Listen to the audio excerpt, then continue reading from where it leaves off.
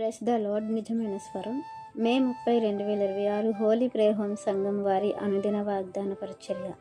యవ్వన కాలమున కాడి మోయిట నరునికి మేలు. విలాపవాక్యములు 3వ అధ్యాయము 27వ వచనము.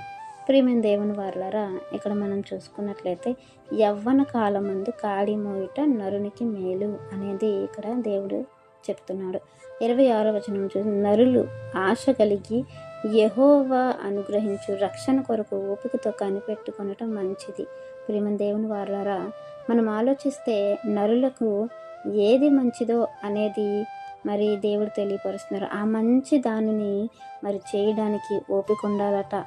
ఆశ కలిగి యెహోవా అనుగ్రహించు రక్షణ కొరకు ఓపికతో కనిపెట్టుకోవాలంట. అది మనకి మంచిది అనేది తెలియపరుస్తూ యవ్వనుల దగ్గరకు వచ్చేసరికి యవ్వన కాలంలోనే కాడి మోయట వారికి మేలు అనేది. ఎందుకు మేలు అని అంటే, యవ్వనం అనేది ఎంతో శ్రేష్టమైనది, ఎంతో బలమైనది, ఎంతో ముఖ్యమైనది. ఆ యవ్వన కాలాన్ని మరి బిడ్డలు వ్యర్థముగా ఖర్చు పెట్టుట అనేది దేవుని చిత్తం కాదు.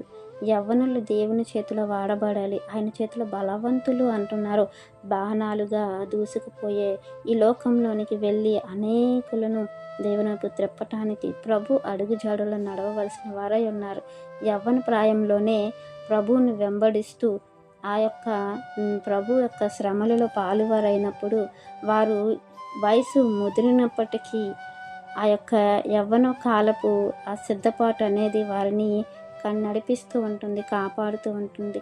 ఎవరైతే ఆ యవ్వన ప్రాయంలో కాడి మోయుతూ దేవుని వెంబడిస్తూ దేవుని యొక్క శ్రమలలో ఆయన యొక్క అడుగు జాడలలో నడుస్తూ పాలు పొందుకుంటారో అలాంటి వారు ఎప్పటికైనా సరే ఎన్ని కష్టాలు వచ్చినా ఎన్ని బాధలు వచ్చినా నిలబడతారు, స్థిరత్వం కలిగి ఉంటారు, పడిపోరు, తుట్టిల్లిపోరు అనేది దేవుడు మనకి ఇక్కడ తెలియపరుస్తున్నారు.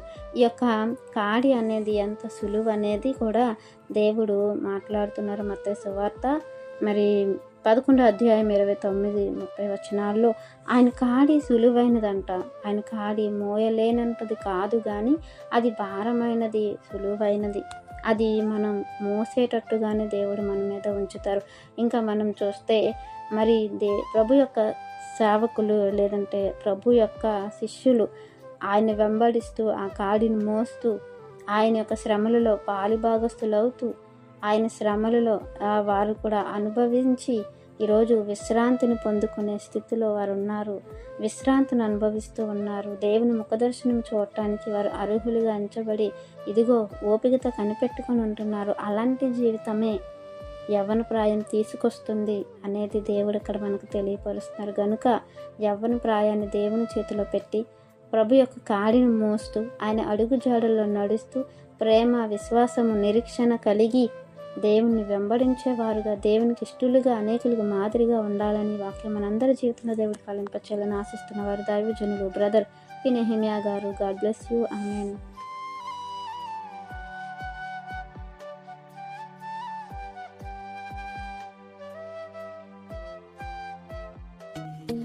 Hi friends, Holi prayer home Gajuwaka సంఘం వారు మాట్లాడిన విలువైన దేవుని సందేశములను మీరు వినటానికి మా యొక్క యూట్యూబ్ ఛానల్ హోలీ ప్రేయర్ హోమ్ను సబ్స్క్రైబ్ చేసుకొని పక్కనున్న బెల్ ఐకాన్ క్లిక్ చేయగలరు.